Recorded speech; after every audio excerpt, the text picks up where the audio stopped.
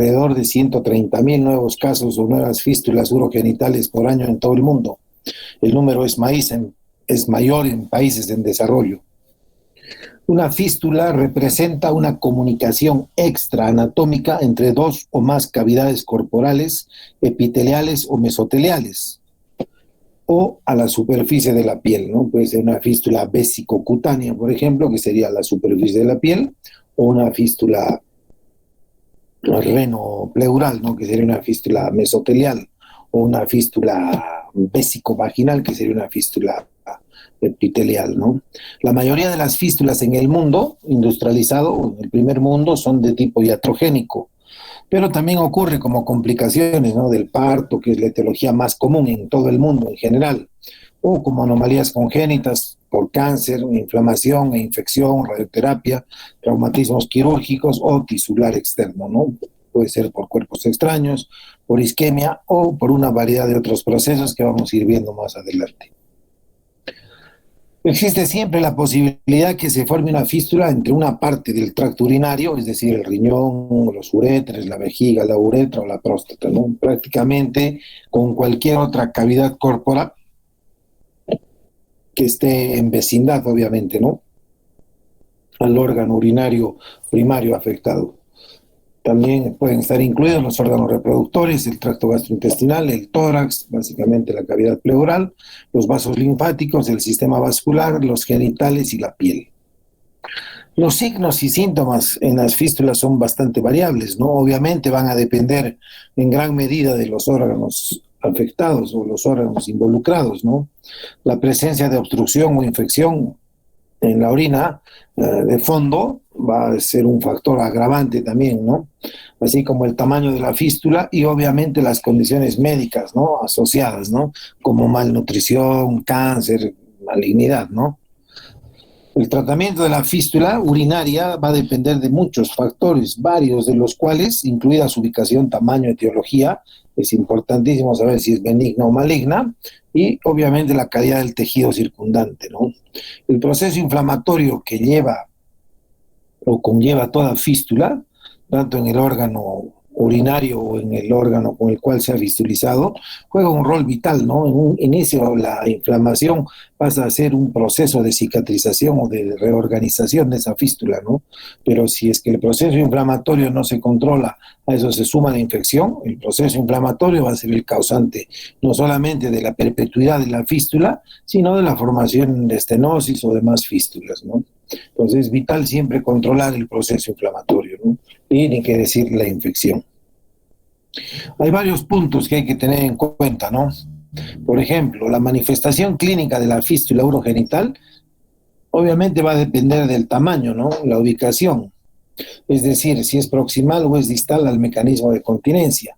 Si es distal al mecanismo de continencia, entonces puede ser una fístula que va a estar constantemente mojando, ¿no? O si es antes del mecanismo de continencia, entonces muchas veces tiene que la vejiga juntar o agrupar una cantidad de X de orina para recién hacerse sintomática, ¿no? Y las estructuras con las que se conecta la fístula, ¿no?, que eso es lo clave para las manifestaciones, ¿no? Un ejemplo rápido, por ejemplo, una fístula vesico-colónica, el síntoma capital va a ser la neumaturia, ¿no? ¿Por qué? Porque el colon tiene aire y si hay una comunicación con la vejiga, el paciente va a orinar aire, ¿no? A veces los pacientes no interpretan fácilmente, ¿no?, la neumaturia, pero otros sí, ¿no?, fácilmente. O si está con sonda, ven que la bolsa se infla, ¿no?, la bolsa colectora de orina. Entonces es importante por eso saber las características de cada órgano en particular afectado en caso de fístula, ¿no? Y para esto la historia clínica y el examen físico meticuloso, obviamente un examen pélvico, la vejiga es la que más se fistuliza, entonces por ende es importante un examen pélvico completo, ¿no? Al referirnos pélvico también nos referimos básicamente a los genitales internos y externos, ¿no? Este examen físico es imprescindible para evaluar la fístula o las fístulas, ¿no? No necesariamente puede ser una, puede ser dos, tres fístulas. Ahora, las fístulas complejas incluyen fístulas ya inducidas por radiación. Ahí estamos hablando de malignidad. Y sobre la malignidad viene la radioterapia, ¿no? Que es altamente nociva para los tejidos, ¿no? O reparaciones de fístulas fallidas previamente, ¿no? Muchas fístulas se operan, se reoperan y se recontra reoperan, ¿no? Entonces, al mayor tejido fibrótico por sucesivos procesos o procedimientos quirúrgicos, entonces van a ser de una fístula compleja, ¿no? O el hecho que haya más de una fístula, ¿no? Múltiples fístulas, ¿no? O aquellas fístulas grandes, ¿no? Se denomina una fístula grande cuando mide más de 2.5 centímetros, ¿no?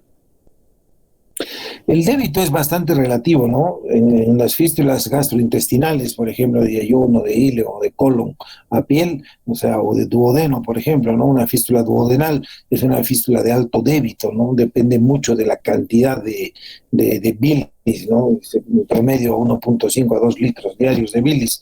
Entonces, si va a llegar al duodeno y el duodeno está fistulizado, más los jugos gástricos, los jugos pancreáticos, entonces va a ser una fístula de alto débito, ¿no? En gastroenterología, alto débito es por encima de 900 ml día, ¿no? Y por debajo de 900 es una fístula de bajo débito. Obviamente depende también del órgano, ¿no? En fístulas urinarias no hay una clasificación por débito, no por cantidad, pero lo que sí puede ser una fístula, o sea, leve, moderada a grave, ¿no? Grave si es continua, si es perpetua la salida de orina por el lugar de la fístula, ¿no? Ahora, la reparación quirúrgica de la fístula es el tratamiento, o sea, el estándar de oro, ¿no? De cualquier fístula del tracto urinario. Muy pocas fístulas cierran solamente con la sonda o con medidas de mejorar el estado nutricional, desfuncionalizar los órganos, ¿no? Y puede cerrar, pero en general la piedra angular del tratamiento de cualquier fístula siempre es la reparación quirúrgica, ¿no? Ahora, las fístulas recurrentes o inducidas por radiación siempre deben someterse a una biopsia para descartar malignidad, ¿no?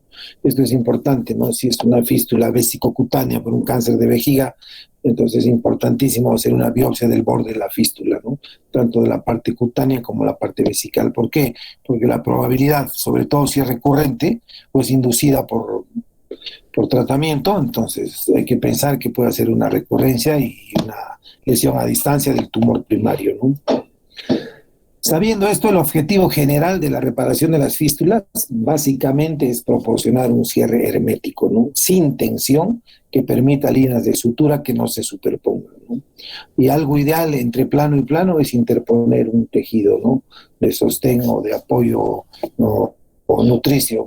En general se usa mucho el epiplom, ¿no? Entonces, si se va a reparar una fístula vésico-vaginal, entonces se repara primero la vagina con puntos, por decir, transversales, se le pone epiplom al medio y encima se repara la vejiga con puntos longitudinales, ¿no? La idea es que no haya superposición de puntos y sobre todo que el cierre sea hermético, sin necesidad de generar isquemia y sobre todo sin tensión. ¿Para qué? Para que no fracase el cierre de la fístula, ¿no? Y deben siempre considerarse los tejidos de interposición de tejido para las fístulas complejas, ¿no? Es en general una regla, ¿no? Pero cualquier fístula, si tú tienes a mano o cerca o a vecindad del cierre primario de tu fístula un tejido como el epiplom o un colgajo cutáneo o algo que sea vascularizado, entonces siempre vale la pena colocarlo entre medio, ¿no? Vamos a comenzar con las fístulas vésico-vaginales, que son las más comunes. Algo dijimos, ¿no? En el mundo industrializado, en el primer mundo, como quieran llamarle, la causa más común es la lesión de la vejiga en el momento de cirugía ginecológica, por lo general una histerectomía, por afecciones benignas, un 60-75% ocurre, seguida de histerectomías por afecciones malignas, ¿no? Un 30%, cesárea 6% y lesiones obstétricas 1%. Entonces, en general, es una fístula iatrogénica, ¿no? Inducida por el cirujano. Ahora, no porque no sepa operar, sino la complejidad de la patología muchas veces hace que se pueda lesionar la vejiga o poner unos puntos de hemostasia y tomar la vejiga y después estos van a isquemiar y generar una fístula o una comunicación, ¿no? Y en el mundo desarrollado, o en desarrollo, perdón, es donde la atención obstétrica de rutina en alguna medida puede ser limitada. El Perú es uno de los países que más dinero ¿no? Recibe de cooperantes internacionales para el tema del parto y el embarazo, ¿no? Es muy poco probable. Ahora hay mucho todavía, dada nuestra vasta geografía, pero es muy poco probable que muchas de nuestras mujeres que están embarazadas no tengan al menos un control prenatal, ¿no? Pero en lugares donde no se da eso, es bastante frecuente, ¿no? Estas fístulas vésico-vaginales. Generalmente ocurren como resultado de un parto distóxico prolongado. Lo que pasa es hay necrosis, ¿no? O presión e isquemia tisular del piso pélvico, ¿no? O sea, es la cabecita que comprime porque no sale el producto de la gestación y termina isquemiando, dañando y fistulizando la vejiga, ¿no? Pero la pared vaginal anterior, el trígono y la uretra generalmente son las zonas que experimentan mayor presión cuando el feto está atrapado, ¿no? Entonces se pueden provocar fístulas, ¿no? Entre la vagina y la vejiga, y que puede abarcar ser trigonales, retrotrigonales o de la misma uretra, que son más complejas, ¿no? Dada la corta distancia que tiene la uretra femenina, ¿no? En algunos casos, las fístulas vésico-vaginales pueden resultar del uso de forceps u otros instrumentos durante el parto operatorio, ¿no? Pero hace muchos años que se han dejado de usar los forceps, traía muchas complicaciones, pero básicamente es un tema de técnica, ¿no? Por ejemplo, los chilenos, las parteras que les llaman ellos, o matronas les dicen, manejan muy bien los forceps, ¿no? Ni qué decir los ginecobstetras, ¿no? Entonces es un poco también de técnica y de costumbre, ¿no? Los argentinos suelen usar un aparato que se llama vacuum, que es una atrocidad, es como un suctor, ¿no? Les succiona de la cabeza una vez que lo acomodan y lo ponen en presentación de parto, pues succionan al producto, ¿no? Y salen con unos caput que parecen unos gorros frigios, ¿no? Parecen pitufos todavía por la forma de su cabeza. Pero esos instrumentos, ¿no? Los vacuum, los forceps, también tenían una incidencia alta, porque generalmente se usan o se siguen usando cuando el parto es distóxico, ¿no? Cuando no es un parto normal, ¿no?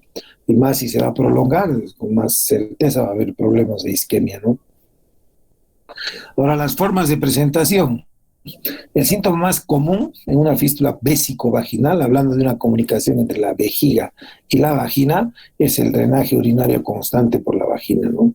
Porque las fístulas pequeñas pueden presentarse en un poco de humedad intermitente, que puede ser posicional, se puede confundir muchas veces con incontinencia de orina, ¿no? Pero por lo general, si la comunicación es significativa, entonces la paciente le va a decir, ¿no, doctor? Todo el tiempo me orino, me mojo, se me sale la orina. Es más, ni orino ya porque siempre estoy mojada. Entonces uno hace un examen y va a ver que hay un problema de continencia, ¿no? Entonces, si ha habido un antecedente de parto, distóxico u otros, entonces uno ya tiene que pensar, ¿no? De cesárea, cirugía pélvica, cirugía ginecológica, cirugía de colon, uno tiene que pensar que puede ser una fístula, ¿no?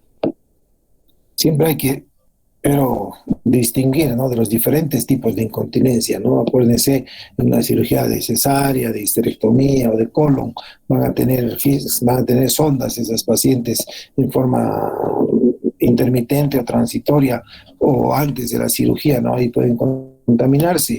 Una de las causas más frecuentes de incontinencia de orina no permanente era la infección urinaria, ¿no? Entonces hay que estar atentos a eso, ¿no? Pero en general suelen quejarse de cistitis recurrente, irritación de la piel perineal, perdón, y la humedad constante es lo que les produce, ¿no? Hay infecciones fúngicas vaginales y a veces, o raras veces, dolor pélvico, ¿no?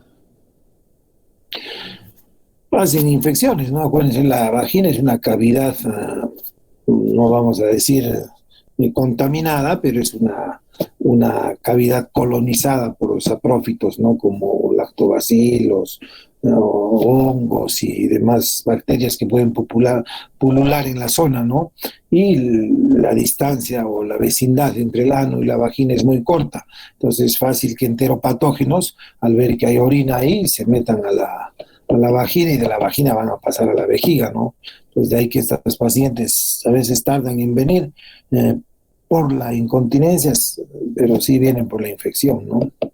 Ahora, si las fístulas vésico-vaginales ya son grandes, como les decía, el paciente muchas veces ni siquiera orina, ¿no? No orina. ¿Por qué? Porque se sale todo, ¿no? La fuga es continua, es como una pila mal cerrada. Constantemente se está saliendo la orina, ¿no? Ahora, si después de una histerectomía o algún procedimiento quirúrgico pueden presentarse al retirar la sonda o presentarse 1 a 3 semanas después del drenaje urinario por vagina, es también frecuente, ¿no? Muchas veces, o sea, ha sido un punto de sutura, por ejemplo, una histerectomía, han puesto puntos de sutura muy cercanos a la vejiga, eso ha generado tracción y con el tiempo el punto genera isquemia y se termina perforando la vejiga, ¿no? Entonces, hasta 1 o 3 semanas después, que se le ha sacado la sonda, recién la paciente empieza a perder orina, ¿no? Entonces hay que sospechar sobre todo estas fístulas, entre comillas, tardías, que no aparecen inmediatamente a la cirugía, sino a la primera o tercera semana, si es sobre todo el tipo de histerectomía, cesárea o cirugía de colon o cirugía pélvica. Hay que pensar que puede ser, ¿no? Por una lesión isquémica, por un punto, un cliff o algo que se ha colocado cerca de la vejiga, ¿no? Otras son las fístulas vesicovaginales que resultan de la histerectomía, ¿no? Generalmente se ubican en la parte alta de la vagina, ¿no? En el manguito vaginal o justo delante de él. En las histerectomías se hace una orla, una sutura alrededor de la vagina. O sea, el fondo del saco vaginal queda abierto, sirve como drenaje natural. Entonces, por ahí por donde drena, ¿no? La sangre, y si hay una fístula va a empezar a salir orina por la vagina, ¿no? Normalmente no se cierra, ¿no? El fondo del saco vaginal para que sirva como un drenaje natural, ¿no? Entonces te va a servir como testigo también en el caso de que haya una fístula vesical, ¿no? Y va a empezar a salir por el manguito, ¿no?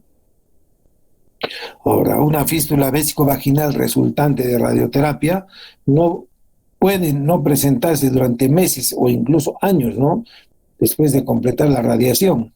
Representan algunos de los casos de reconstrucción en general más complicados o más desafiantes, debido a que esas fístulas por radioterapia que aparecen después de mucho tiempo de la radioterapia tienden a ser grandes, ¿no? Eso las hace complejas. Además que hay una disfunción mixonal asociada a los efectos propios de la radiación, ¿no? Acuérdense, un paciente irradiado por cáncer de vejiga, por ejemplo, ¿no? Generalmente termina su radioterapia 6, 12, 24 ciclos, lo que se le quiera dar, dependiendo del tamaño del tumor, la localización del tumor, si es único o no. Entonces, muchos pacientes solamente tienen algo de disfuria, hematurias intermitentes, pero con el paso de los años el daño de la radiación es acumulativo, se ve, ¿no? ¿Y qué pasa? Empiezan a tener episodios ya marcados de hematuria, ¿no? Hematuria franca, que es una hematuria tardía, ¿no? Las cistitis hemorrágicas por radioterapia generalmente ocurren al quinto o sexto año después de la radioterapia, ¿no? Y así aparece la fístula, ¿no? O sea, el paciente que estaba relativamente bien empieza a sangrar, y uno cree que es infecciones, va tratando, y de un momento a otro se erosiona o se abre la vagina o la piel, ¿no? Dependiendo de dónde sea la fístula, y empieza a perder orina, ¿no? Y en general se debe a que hay lesiones isquémicas serias, grandes, ¿no? En el tejido irradiado afectado, y termina siendo una gran fístula, ¿no? Y acuérdense, todos los tejidos de los alrededores del órgano primario tratado con radioterapia también van a sentir la pegada de la radiación, ¿no? Entonces, de ahí que es importante una buena evaluación, ¿no? Ni qué decir una historia clínica completa, más si tiene antecedentes quirúrgicos previos o de radioterapia o de cáncer, etcétera, ¿no? El examen físico en general debe realizarse con un espéculo vaginal. Hay que tratar de localizar la fístula con el espéculo y evaluar el tamaño y la cantidad de fístulas, ¿no? O sea, tiene que haber un examen vaginal, ¿no? Si estamos hablando de fístulas vesicovaginales, entonces la comunicación obvia y evidente va a ser en la vagina. Entonces hay que hacer el examen pélvico y un examen con espéculo, ¿no? El espéculo, me imagino que sí saben qué es, ¿no? Es un instrumento metálico de doble hoja que se introduce en la vagina y se abre y se separa, ¿no? Imagínense, es como un pico de pato que se abre dentro de la vagina y tú puedes ir girándolo para ver las paredes anterior, posterior y laterales, ¿no? Entonces, dependiendo de dónde encuentres la fístula, ¿no? Siempre hay que palpar en busca de masas u otras patologías pélvicas, ¿no? ¿Por qué? Porque si es que vas a abordar, vas a ir a operar la fístula, tienes que saber que hay una masa o algo, tienes que pensar en sacar eso también, ¿no? Ahora, siempre es necesario evaluar el grado de inflamación que rodea la fístula. ¿Por qué? Porque eso va a afectar tremendamente la reparación de la fístula, ¿no? Si la fístula está, ¿cómo se llama?, tremendamente inflamada, hay que esperar, ¿no? Cortar la infección, desinflamar la fístula, esperar un tiempo, ¿no? Hay en eso bastantes corrientes, ¿no? Hay gente que espera entre 3 a 6 meses para operar una fístula, ¿no? Y hay otros que hacen una reparación inmediata. Es un poco discutido el tema, ambos son valederos, unos se contradicen a otros, ¿no? Pero en lo que sí están de acuerdo es que el momento para operar es cuando no hay inflamación, ¿no? Y para eso la cistoscopía es el método de elección, ¿no? Es una paciente que se va a operar de una fístula vésico-vaginal o de una fístula vesical en general, es pero mandatorio y vital una serie de estudios cistoscópicos, ¿no? Hay que introducir el cistoscopio en la vejiga, hay que ver los bordes de la fístula, el tamaño de la fístula, el área periorificial de la fístula, todo para saber cuál es el mejor momento para operar, ¿no? Ahora, la presencia de las fístulas vésico-vaginales puede confirmándose instilando un colorante, ¿no?, de azul de metileno o azul vital o leche esterilizada, ¿no? Ni siquiera esterilizada, ¿no? Si te compras una caja de leche ultra pasteurizada de, qué sé yo, Gloria o Live, es altamente estéril esa leche, ¿no? Entonces puede llenar la vejiga con la leche y el cistoscopio introducido en la vagina, entonces va a ver por dónde sale, ¿no? O hay pruebas con gasas o el azul, ¿no? Si le tiñes de azul la vagina, digo, la vejiga, perdón, entonces el colorante, el azul va a aparecer en la vagina, ¿no? Entonces con un espéculo puedes mirar también, ¿no? No necesariamente con el cistoscopio. Y una de las pruebas que más se utiliza es la prueba del tapón vaginal, ¿no? La fenazopridina saben que es un antiséptico y analgésico urinario, ¿no? Cuya propiedad es básicamente teñir de color naranja intenso, ¿no? Casi tipo Fanta a la orina, ¿no? O se puede instilar azul de metileno en la vejiga, ¿no? Si le das fenazopridina vía oral, entonces, si hay pérdida de orina, se le coloca un tapón vaginal, ¿no?, de gasas dentro de la vagina y esperamos que la tinción llegue a la vejiga. Entonces, si tú sacas tus gasas pintadas de anaranjado o de azul de metileno, si llenaste la vejiga con azul de metileno, entonces van a salir pintadas, ¿no? Entonces, siempre importante eso. Ahora, si el tapón tiene un color amarillo anaranjado en la parte superior, se puede pensar que es una fístula uretrovaginal, ¿no? Es medio, para eso es mejor la visión directa, ¿no? Ahora, si es de la porción media del tapón, se sugiere que es una fístula vésico-vaginal, ¿no? Mientras que la tinción azul en la parte inferior sugiere una fístula uretrovaginal. Eso es más semiología, ¿no?, un poco semántica, ¿no? Lo que hace es ubicarte o sea, cerciorarse de que es una fístula, ¿no? Que hay una comunicación de la vejiga a la vagina. Pero la localización exacta, si es superior, si es media o es inferior, es con el cistoscopio, ¿no? Tú introduces el cistoscopio, miras bien la fístula, te ubicas si es del fondo, si es del piso, si es retrotrigonal, si es lateral, si es parameatal, y después haces una vaginoscopia con el mismo cistoscopio y miras por dónde sale, ¿no? Y ya sabrás si es posterior, anterior o como quieras llamarla, ¿no? La visión directa es clave, ¿no? Y además la visión directa te da también la dimensión, el tamaño de la fístula, ¿no? Sabiendo que si es de más de 2.5 centímetros, estamos hablando de una fístula compleja, ¿no? Hay pruebas imprescindibles, ¿no?, que no pueden pasar por alto, ¿no? Un urocultivo, por ejemplo, y un análisis de orina, ¿no? Casi todas las fístulas, casi todas, siempre se busca un cierre primario y lo primero que hacemos de susto es ponerle una sonda y rezar que cierre, ¿no? Que puede cerrar, ¿no?, dependiendo del tamaño y el tipo de la fístula. Pero ¿qué pasa? La sonda acarrea infección y la infección acelera que la fístula de lo que estaba cicatrizando se abra, ¿no? Entonces, en lo posible hay que tratarla de tener a la paciente sin infección, ¿no? Cistoscopía y biopsia del trayecto de la fístula si se sospecha de cáncer, ¿no? Cistourethografía miccional, algunas fístulas pequeñas pueden no verse a menos que la vejiga esté bien llena o al tope de su capacidad, ¿no?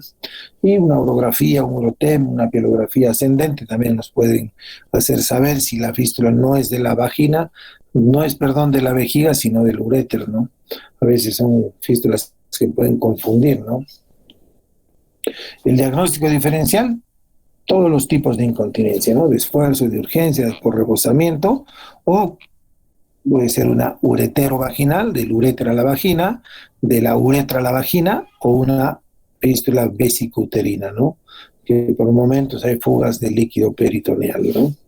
Entonces es importante, por eso también estas pruebas del tapón de gasas y de los colorantes, porque si va a ser netamente urinaria la fístula, entonces vamos a saber si viene de la vejiga o viene de la uretra, ¿no? Del uretra es un poco más complejo el diagnóstico, pero vamos a verla dentro de poco. Ahora, el tratamiento no quirúrgico es lo primero, ¿no? Lo primero que se le hace ante la inminente fístula vésico-vaginal recientemente diagnosticada es colocarle un catéter, ¿no? Una sonda gruesa, de buen calibre, a una buena bolsa de drenaje y decirle a la paciente que por nada del mundo se puede tapar la bolsa, ¿no? O sea, la sonda tiene que estar permeable siempre, siempre, siempre. Antibióticos, anticolinéricos, ¿sabes? Para frenar el tenesmo que tienen, cremas tópicas con estrógenos, si amerita la causa al ver que no haya, como se llama, problemas vaginales que favorezcan, ¿no? Infecciones, y hay que, con el anticolinérico, promover la relajación de la vejiga, ¿no?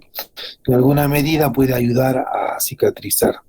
Ahora, también a veces se electrofulgura con el resectoscopio, que es un instrumento de cirugía endoscópica de próstata. Entonces se introduce y se puede electrofulgurar el trayecto de la fístula, ¿no? Con un electrocauterio, ¿no? Seguida, obviamente, de un catéter que drene bien, ¿no? Y en fístulas pequeñas muchas veces tiene éxito, y en general las fístulas pequeñas, ¿no? De menos de 5 milímetros pueden repararse solamente con la sonda o con la fulguración, ¿no? Pero siempre desfuncionalizando la vejiga, ¿no? Pero también existen pegamentos, ¿no? Tipo fibrina junto con fulguración y siempre con catéter, ¿no? O sea, a ayudar algo a que pegue la fístula, ¿no? Ahora, la mayoría de las fístulas, si son fístulas grandes o complejas, ¿no? O incluso mayores de 1 centímetro y medio, es bien difícil que cierren, ¿no? Si cierran, es una alegría, ¿no? Porque la paciente se va con sonda y en 2, 3 semanas tiene que cerrar la fístula, ¿no? Si en 21 días la fístula no ha cerrado con la sonda, con los antibióticos, con la electrofiltración, la fibrina, lo que quieran, entonces el manejo médico ya debe considerarse un fracaso, que no ha cumplido el objetivo de cerrar la fístula, ¿no? Entonces ahí lo que te queda es el manejo quirúrgico, ¿no? Y como ven, la tasa de éxito del manejo quirúrgico es del 90 al 98%. Con cirugía no hay fístula que no cierre, ¿no? Unas van a dar más pelea que otras, pero en general van a cerrar, ¿no? Hay ciertos principios básicos, esenciales, ¿no? Para lograr una reparación exitosa de una fístula urinaria, ¿no? Una y la más importante es el momento de la reparación, ¿no? Se debe tener en cuenta el grado de inflamación, la ausencia o no de infección, el estado general del paciente y sobre todo el estado nutricional del paciente, ¿no? Pues ahí juega un rol vital las proteínas totales, ¿no? Ver que su índice de albúmina, globulina, sobre todo de albúmina y de proteínas totales sea lo más óptimo posible, ¿no? Y se aboga por la intervención temprana para la gran mayoría de situaciones.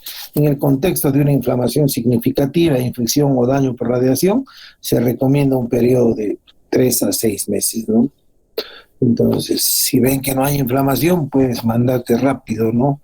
A tratar de cerrar esa fístula, ¿no? Pero si no, si hay todo lo que tú sabes que va en contra, el periodo de espera es bastante prolongado, ¿no? 3 a 6 meses. Y en general son meses que la paciente va a esperar con sonda, ¿no? Pues la sonda carga infección es todo un problema también, ¿no? Y ni qué decir la calidad de vida, ¿no? De la pobre señora andando con su bolsa y su sonda por todos lados, ¿no? ¿Cuáles son los principios de la reparación de las fístulas vesicovaginales? Es muy parecido a todas las demás. Lo más importante es una exposición adecuada del trayecto de la fístula, ¿no? O sea, hay que ubicar bien la fístula, hay que liberarla y el debridamiento del tejido desvitalizado e isquémico tiene que ser, ¿cómo se llama?, lo más exhaustivo posible, ¿no? Acá hay que tener, ¿cómo se llama?, en cuenta también una cosa que es cierta, ¿no? Una pequeña fístula, cuando uno debrida y saca el tejido desvitalizado y isquémico, la puede convertir en una gran fístula, ¿no? Entonces a veces es un problema, sobre todo si tu cierre no va a ser hermético o hay un cierre por mucha tensión porque te has debridado más del tejido necesario. Entonces una pequeña fístula la estás convirtiendo en una fístula compleja, ¿no? ¿Por qué? Porque tu debridamiento y la exeris del tejido desvitalizado y isquémico ha sido muy cuantioso, ¿no? Obviamente hay que eliminar cuerpos extraños o materiales sintéticos que involucren en la zona de la región de la fístula si corresponde, ¿no? Si es una fístula post-histerectomía, por ejemplo, que hay ahí un cliff, hay que sacarlo del cliff, no lo vas a dejar, ¿no? O hay puntos, hay que sacar los puntos, ¿no? O sea, hay que tratar de que después de la reparación de la fístula, el tejido que estamos dejando o suturando sea el más sano y lo más normal posible, ¿no? Ahora, ni qué decir, ¿no? La disección cuidadosa y la reparación anatómica de las cavidades de los órganos afectados tiene que ser vital, ¿no? O sea, tenemos que llegar a separar bien la vejiga de la vagina, ¿no? Y de separar sin generar lesión isquémica o tisular, ¿no? Y una vez que tenemos nuestros planos correctamente identificados, acuérdense, la vejiga tiene una capa serosa, una capa muscular y una capa mucosa, ¿no? Entonces la idea es reparar la vejiga siempre, primero tomando la capa muscular y la capa mucosa y un segundo plano de una capa muscular y serosa, ¿no? Entonces en todas siempre entra la muscular, que es básicamente la capa de sostén, ¿no? Lo mismo con la vagina, ¿no? Eso te va a asegurar un cierre hermético. Ahora, y no debe haber interposición de suturas, ¿no? O sea, si uno suturas de arriba a abajo, el otro tienes que suturar de derecha a izquierda, ¿no? Entonces, la idea es que no se superpongan los puntos. El cierre tiene que ser lo más hermético posible, como hemos dicho ya varias veces, y sobre todo tiene que ser un cierre que no haya tensión, ¿no? La tensión es sinónimo de isquemia, ¿no? Y eso va a ir al fracaso con certeza. Y el uso de colgajos, ¿no? De tejido sano, bien vascularizado para la reparación, es la clave, ¿no? Si tú vas a interponer entre la vagina y la vejiga un poco de piplón, con una manipulación poco traumática, vas a tener, ¿cómo se llama?, un éxito más garantizado, ¿no? Tratar de cerrar en múltiples capas, ¿no? Nunca una sola capa, ¿no? Porque un cierre en una sola capa, en un solo plano, falla un punto y se abren los dos, ¿no? La vejiga y la vagiga, ¿no? Las líneas de sutura libres de tensión, ya lo dijimos, no se tienen que superponer y siempre después de haber cerrado herméticamente y sin tensión, hay que poner un buen catéter, ¿no? Se puede poner una sonda vesical a través de la vía uretral y además, si quieres secar más todavía, puedes hacer una talla más, ¿no? O sea, puedes colocar una sonda suprapúbica. Y encima, si quieres ser más hermético todavía y tener más desfuncionalizada la vejiga, puedes colocar catéteres doble J o endoureterales, ¿no? Estas colitas de chancho o pigtail que se llama, que se conocen como stents también después de la reparación, ¿no? Eso lo que hace es desfuncionalizar los uréteres de la vejiga, ¿no? El tratamiento siempre va encaminado a prevenir infecciones, tiene que haber un uso apropiado de antimicrobianos, ni qué decir correcta hemostasia y sobre todo tienen que verificar el estado nutricional del paciente, ¿no? El paciente tiene que comer desde un comienzo proteínas de alto valor biológico, ¿no? Hay que darle huevo, carne, pollo, trigo, kiwicha, Darwin, todo lo que sea proteína de alto valor, ¿no? Obviamente la de más valor biológico es el animal, ¿no? Carne o huevo, básicamente, ¿no? Muchos suelen darles solamente la clara porque es la que más tiene albúmina, pero la de yema también tiene albúmina, ¿no? Entonces la idea es que coma huevo, ¿no? Ahora hay diferentes abordajes, ¿no? Para atacar a la fístula. Puede ser transabdominal, transvesical o puede ser transvaginal, ¿no? Directamente. Eso depende básicamente del nivel y el tamaño y la localización de la fístula, ¿no? La vejiga en general se expone y se abre en un plano sagital, o sea, hay que abrir la vejiga en dos, imagínense una naranja y la van a partir en dos, ¿no? Un corte sagital, ¿no? Que divida derecho de izquierda hasta el nivel de la fístula. Una vez que llegas a la fístula, entonces vas a hacer una incisión, ¿cómo se llama? Lo más amplia posible hacia la zona de la fístula, ¿no? Tratando de sacar los tejidos, ¿no? Ahora, hablando de piel, las mejores incisiones para las fístulas son las medianas, ¿no? Infraumbilicales, porque si necesitas expandirte, tú puedes subirte por el ombligo y puedes hacer una incisión amplia, ¿no? Supramedia, infraumbilical si quieres, ¿no? Siempre bromeamos, ¿no? La ventaja de las incisiones medianas es que pueden ser extendidas, ¿no? Como la famosa incisión de Kuroto, ¿no? Del cuello al escroto. O sea, si tú quieres, puedes abrirlo de cabo a rabo al paciente, ¿no? En cambio, las incisiones de Fanestil, que son más estéticas que otras cosas, son incisiones que no te dan una mejoría en cuanto a el hecho quirúrgico visual si la abres más, ¿no? O sea, puedes abrirla de espina ilíaca a espina ilíaca, pero la visión no va a mejorar como una suprainfraumbilical, ¿no? Y otra forma de abordar también por vía transabdominal es con la laparoscopía o robótica, ¿no? La vejiga se separa de la vagina siempre más allá del nivel de la fístula, ¿no? La vejiga y la vagina se cerrarán por separados, como dijimos, en múltiples capas.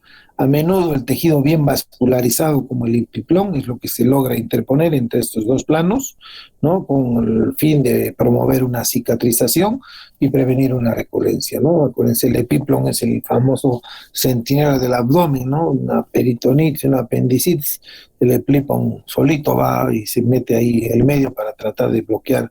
Lo mismo hace, ¿no? Si pones un poco de epiplón ahí entre los dos planos de la vejiga y la vagina, te van a ayudar, ¿no? Tremendamente a mejorar, ¿no? Tu irrigación. Ahora, si vas a hacer un abordaje transvaginal, generalmente este se realiza, ¿no? Una incisión en U invertida o puede ser en Y, en la pared vaginal anterior, se moviliza en forma circunferencial alrededor del trayecto de la fístula, ¿no? La fascia perivesical a cada lado de la primera capa de cierre se va a imbricar, luego se abre la línea de sutura primaria para formar una segunda capa, ¿no? Es similar, ¿no? O sea, la vagina la vas a tener que abrir, encontrar la fístula, entonces tienes que separar la vejiga de la fístula, la vejiga de la vagina y después tratar de cerrar, ¿no? Acá se puede usar el famoso colgajo de Martius, ¿no? Que lo que se hace es colocar una almohadilla de grasa del mismo labio menor hacia entre los planos, ¿no? De la vagina y la vejiga, ¿no?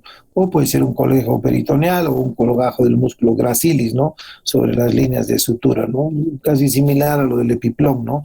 Solo que acá ya requiere más disección, técnicamente es igual o de sencillo, y no son tan rendidores como en el epiplón, ¿no? Acá no hay forma de entrar el epiplón porque estás operando por vía transvaginal, no estás entrando al abdomen, ¿no?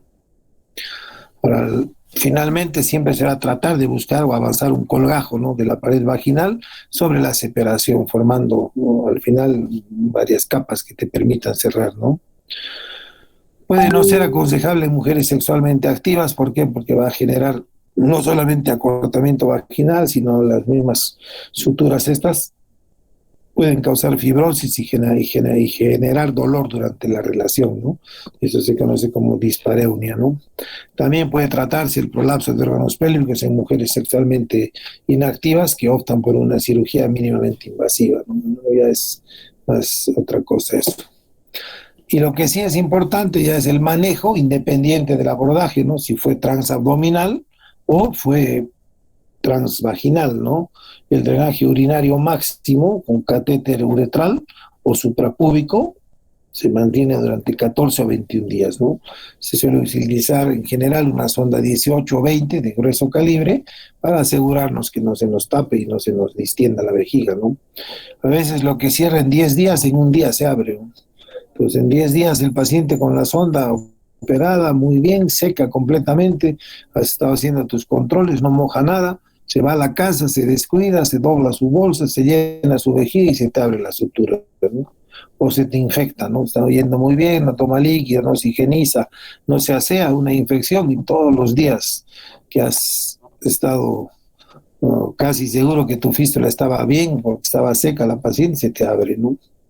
Por lo general, después de 2, 3 semanas se puede hacer una cistografía para ver si ha sido o no una reparación exitosa de la fístula, ¿no? La cistografía se usa en general mucho, pero algo que nosotros por experiencia hemos visto que es más práctico y es a visión directa es una cistoscopía, ¿no? Primero que si no hay fístula, tú vas a poder llenar tranquilamente la vejiga y vas a observar la zona de sutura que está perfectamente cerrada y puedes colocar igual un colorante si quieres y meter una gasa, ¿no? Entonces, si te fijas, si no hay pérdida de orina, en la visión endoscópica de la vejiga o también hacer una vaginoscopía después de la cistoscopía, ¿no? Es siempre útil recetar antimuscarínicos o agonistas beta 3, ¿no? Son los medicamentos que vimos en la incontinencia de orina, ¿no? Tolteradina, solfenacina, oxibutinina, flavoxato, cualquier antimuscarínico, ¿no? Que relaje la vejiga, ¿no? Y que mejore los signos o los síntomas del tenesmo, ¿no? Entonces ayudan en gran medida a los pacientes también a tolerar los catéteres, ¿no? ¿Alguna pregunta, chicos? ¿Se está entendiendo bien o hay algo que no, que quieran que profundicemos o veamos con un poco más de detalle? Estas son las fístulas más comunes, las vesicovaginales. Y en verdad son un dolor de cabeza a veces, ¿no? Y otra cosa que hay que tomar en cuenta, que no lo hemos dicho, que muchas de las fístulas vienen ya operadas a veces, ¿no? O sea, son referidas de otros sitios, ¿no? La han operado en la clínica, le han hecho su cierre de fístula, ha fracasado y termina en el hospital, ¿no? Entonces ahí es un poco más complejo, ¿no? Porque ya es una paciente manipulada, muchas veces no sabes qué le han hecho. Por la incisión te puedes dar cuenta si ha sido transabdominal o transvaginal, pero ahí adentro no sabes si han puesto o no han puesto colgajos, si el cierre ha sido hermético, no ha sido tensión, si ha sido un cierre multicapa.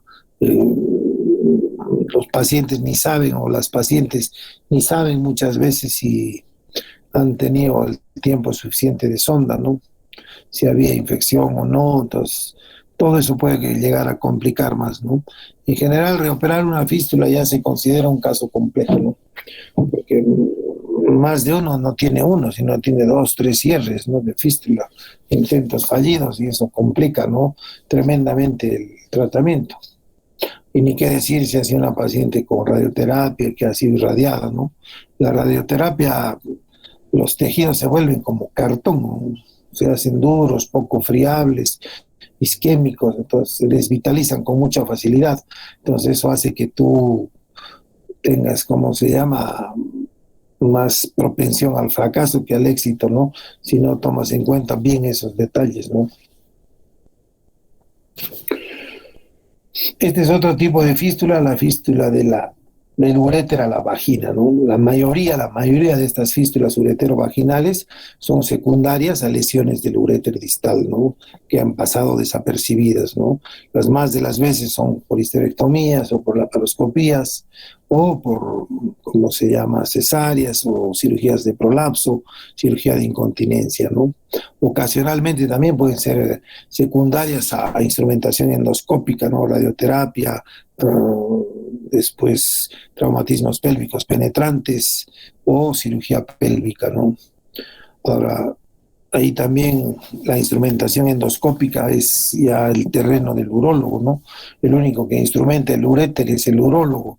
Entonces, muchas veces, sin querer, perforamos el uréter durante una colocación de un doble J o durante una ureteroscopía diagnóstica, o durante una extracción endoscópica de un cálculo, ¿no? O una ureterolitotomía, donde hemos abierto el uréter y hemos sacado la piedra, ¿no? Y no hemos cerrado bien, o hemos dañado, ¿no? O hemos puesto puntos que han generado isquemia y al final se ha terminado perforando, ¿no? el uréter. Entonces hay varios factores de riesgo en las lesiones ureterales, ¿no? Y bueno, entre estos, acuérdense, ¿no? Antecedentes de cirugía pélvica, endometriosis, radioterapia, y enfermedad pélvica inflamatoria, y ahí yo le aumentaría la iatrogenia de la endurología, ¿no? Hasta un 12% de las fístulas vésico-vaginales pueden tener una fístula uretrovaginal asociada, ¿no? Que eso pasa a veces, operamos la fístula vaginal y pasa desapercibida la fístula ureteral y después sigue perdiendo y no sabemos por qué, ¿no? Pensamos que ha fracasado nuestra técnica, pero después viendo o haciendo ya un diagnóstico más certero nos damos cuenta que además de la fístula vésico-vaginal había una fístula ureteral. Entonces estas pueden presentarse como un drenaje claro, ¿no? O una pérdida clara de orina por vía vaginal, o que haya una hidroureteronefrosis del lado afectado, ¿no? El dolor en el flanco secundario a la obstrucción uretral puede ser ureteral, puede ser parcial, ¿no? Ahora, muchos tienen náuseas, dolor en flanco, fiebre, drenaje vaginal claro después de cirugía pélvica, ¿no? Eso es sugestivo de una lesión de uréter, ¿no?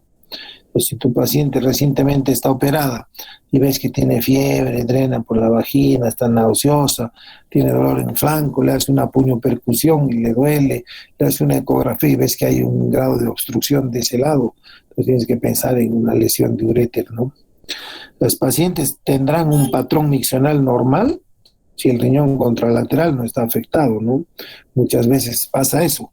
O sea, la paciente orina muy bien, ¿no? Pero de un momento a otro pierde orina, pierde un poco de orina, haces tu descarte de fístula vésico-vaginal y no hay fístula vésico-vaginal, entonces estás pensando en que es una incontinencia transitoria, pero la perpetuación de la fístula hace que te des cuenta, ¿no? Que no solamente hay dolor, hay malestar, hay fiebre, y bueno, y te cercioras que siempre hay pérdida por vagina, ¿no?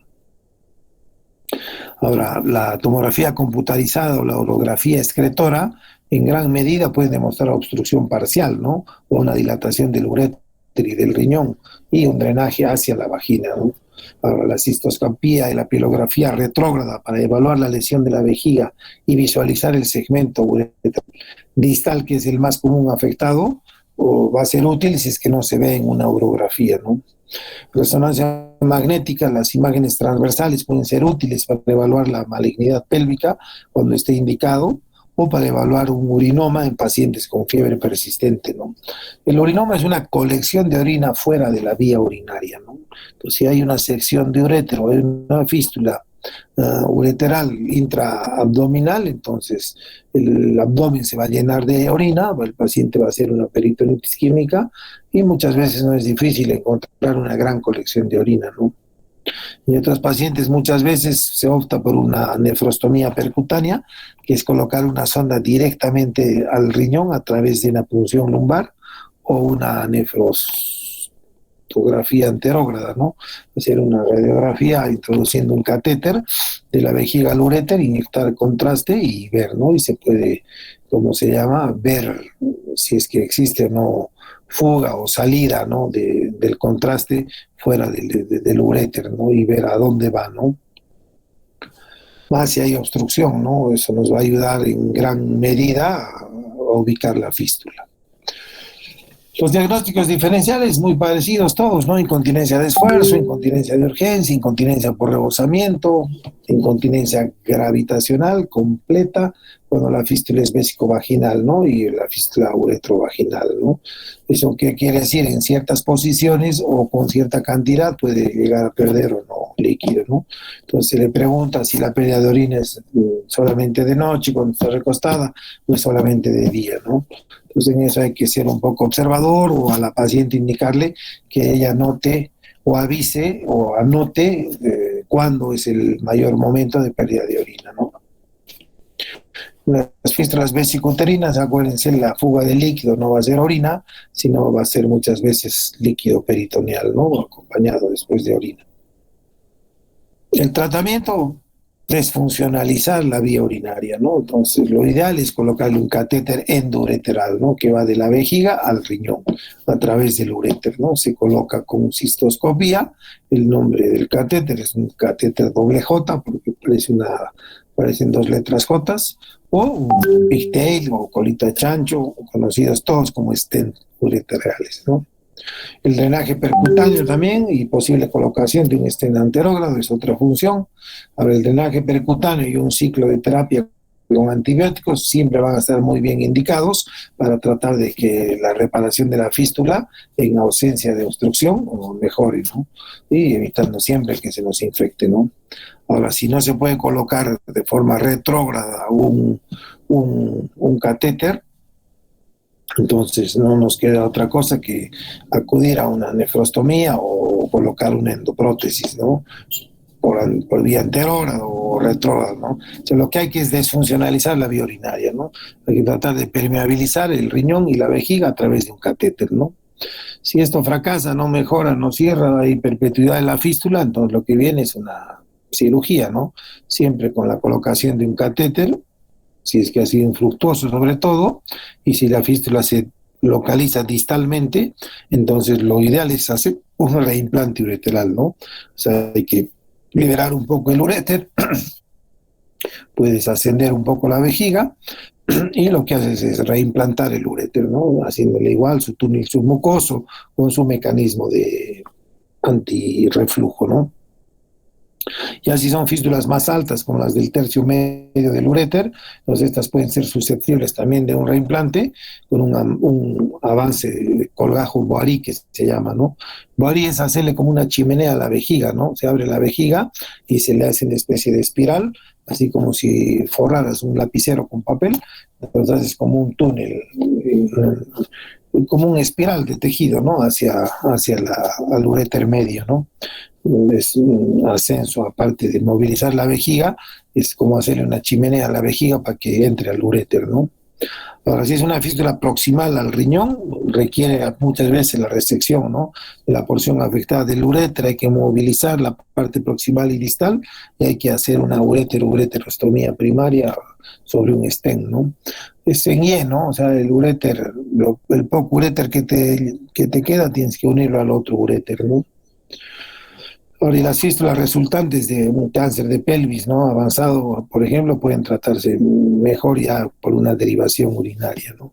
Entonces ahí muchas veces lo que se hace es un tubo de íleon, se usa los últimos 20 o 30 centímetros del íleon terminal y se hace una remodelación tubular tratando de destubularizar para romper el mecanismo de peristalsis y se hace una anastomosis del íleon a la pelvis renal y la parte distal del íleo a la vejiga, ¿no? Es como un neouréter, pero es un tubo intestinal, ¿no?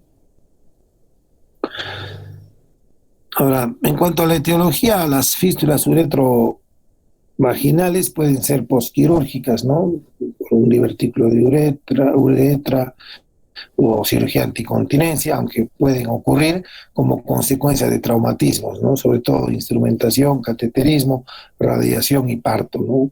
Entonces estas fístulas de la uretra a la vagina, entonces en general suelen ser posquirúrgicas, ¿no? La presentación a menudo son asintomáticas y se localizan sobre todo en el tercio distal de la uretra, ¿no? O sea, obviamente más allá del esfínter externo, del mecanismo de continencia, ¿no? Entonces pueden ser muy similares a las vesicovaginales. Ahora, ocasionalmente pueden presentar síntomas sugestivos de incontinencia, de esfuerzo, de urgencia, ¿no? Que para eso es necesario o importante una cisturetrografía, ¿no? Para ver si hay o no algún prolapso o algo. Y a veces se observa dolor durante la relación sexual o infecciones recurrentes del tracto urinario, ¿no? Acá en estos pacientes es imprescindible una cisturetrografía miccional. Los pacientes deben, ¿cómo se llama?, demostrar o ver que su cuello vesical sea competente, ¿no? Y un mecanismo esfintérico proximal, ¿no? O si no, es difícil demostrar la fístula, ¿no? Existen unas ondas de doble tapón, ¿no? Que se infla uno dentro de la vejiga y otro fuera de la uretra. Entonces, el medio, ahí se hace que haya rebosamiento y se ve si existe una fuga por uretra, ¿no? Y la cistoscopía, que es útil para evaluar cualquier anomalía, ¿no? Cerca de la vejiga, dentro de la vejiga o en la uretra, ¿no? Específicamente la presencia de cualquier material, ¿no? Malla de un cabestrillo para cirugía anticontinencia o suturas por haber sido operado de un divertículo nos pueden hacer sospechar, ¿no? Que hay una fístula de la uretra a la vagina. Ahora, el drenaje con catéter puede ser útil en un número limitado de casos, o sea, colocarle una sonda, sobre todo si la fístula se observa inmediatamente después de un evento causante, ¿no? Te puede ayudar y rezar que cierre, ¿no? Si no, lo que te queda es la decisión quirúrgica, ¿no? El abordaje acá siempre transvaginal y hay que sacar cualquier material o cuerpo extraño que haya quedado como reconstrucción uretral concomitante o si ha habido varios cierres, ¿no? En varias capas, en todas estas fascias periuretrales, o si hay alguna almohadilla de grasa, este colgajo de Martus, todo eso tienes que revisar, ¿no? Y tratar de emular a una cirugía vésico-vaginal con el fin de darle soporte y mejor cierre, ¿no? Acá el tema es complejo porque la uretra es corta, ¿no? Y la uretra corta te quita margen de tratamiento, ¿no? Las mallas, por ejemplo, que vimos antiincontinencia, ¿no? Esas transobsturatrices, ¿no? Que se colocan como hamaca para suspender la uretra y generar inmovilidad, a veces cuando erosionan la uretra hacen mucho daño, ¿no? Y ese daño es tremendo porque el ancho de la malla, la más pequeñita que es la mini arge es 8 milímetros, ¿no? Pero las demás mallas por lo general van al centímetro y medio, ¿no? De ancho, de grosor de la malla. Entonces, cuando erosiona gran parte de la cara anterior de la uretra, ¿no? Entonces hay una pérdida sustancial de tejido y eso es bien difícil de parar porque si vas a perder la mitad de la uretra con la erosión más el tejido inflamatorio, pues te quedas prácticamente sin uretra, ¿no? Es un problema muy serio ese. 5 minutos de descanso, chicos, para que no se nos duerman. ¿Se está escuchando bien? ¿Se está entendiendo? Sí, doctor. Sí, doctor. Ya, pregunten si hay alguna duda, pero nunca preguntan, escuchan nomás, si es que están escuchando, ¿no? De repente están viendo Netflix ahorita. Ya, chicos, 5 minutos de descanso. Gracias, doctor. Listo, Luis.